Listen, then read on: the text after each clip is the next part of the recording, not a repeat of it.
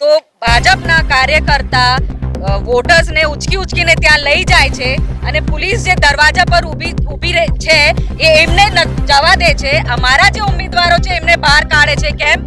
એટલે તમે શું કરવા માંગો છો? અને પોલીસ મારા ઉપર દબાણ કરે છે કે તમે પોલીસ જોડે માથાકૂટ ના કરો, ખોટા ઇલ્ઝામ ના લગાવો. આ મારા પાસે વિડીયો છે, મેં વિડીયો પણ ભાજપનો એક આગેવાન તમામ વોટર્સને લઈને ટોળું લઈને જાય છે. આ કેવી રીતે તમે વોટ કરાવો છો? આ ડેમોક્રેસી છે? અમે નવરા તંત્ર એમને મદદ કરે છે પોલીસ વાળા. એ થાય આવી તો સ્કૂટી વાળો કોઈ ભાજપનો આગેવાન હતો, પોલીસ વાળાને કહેતો હતો કે અંદર જવા દો, પણ મેં જેવી રીતે વિડીયો લેવા લાગી એ લોકો સ્કૂટી પરથી ભાગી ગયા. સમગ્ર મામલો એ હતો, અમે routine vote to vote check કરતા હતા, અમારા ઉમેદવારોને મળતા હતા. સવારથી બધા જે વોટ કરવા વાળા આવે છે, પણ હમણાં જ્યારે મેં આ 4 નંબર વોર્ડ ડોન બોસ્કોમાં આવી તો ભાજપના કાર્યકર્તા વોટર્સને ઉચકીને ત્યાં લઈ જાય છે અને પોલીસ જે દરવાજા પર ઊભી છે એ એમને જવા દે છે. અમારા જે ઉમેદવારો છે એમને બહાર કાઢે છે. કેમ? એટલે તમે શું કરવા માંગો છો?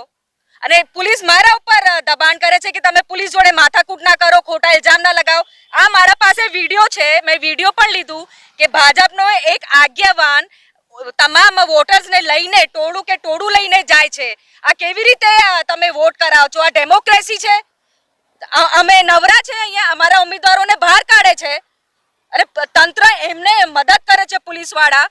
એ થાય છે તમામ, મને લાગે છે તમામ તો નહીં, લેકિન થોડા જે પોલીસ વાળા છે દબાણ કરીને ભાજપના બધા ઉમેદવારોને એમના ટોળા જોડે લઈ જાય છે. મેં ચૂંટણી અધિકારીને ફોન કર્યું, એ આયા અને તાત્કાલિક અહીંયા કોઈને પણ ટોળો લઈને અહીંયા ઉમેદવાર કે એમનો એજન્ટ લઈને નહીં જાય એવી રજૂઆત કરી છે. હમણાં રોકાયું છે તો પણ મારા પાસે વિડીયો છે, અમે મીડિયાને શેર કરીશ.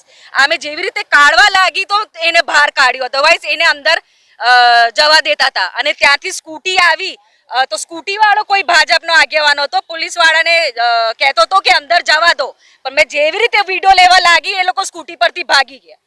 ફરીવાર તો થવું જોઈએ, પણ હમણાં વોટિંગ બાકી છે તો મતદારો જોઈને એમને જ્યાં વોટ આપવો હોય, કોઈને કોઈ જબરદસ્તી નથી, પણ ખોટી રીતે કોઈ પણ પાર્ટીના આગેવાનો આવી રીતે જોર જબરી ના કરે એટલી અમારી રજૂઆત છે. અમારા ઉમેદવાર એકલા છે ના સમજે, એમને બધાને બહાર કાઢી નાખે છે અને બીજેપી વાળા અંદર ટોળા જાય છે.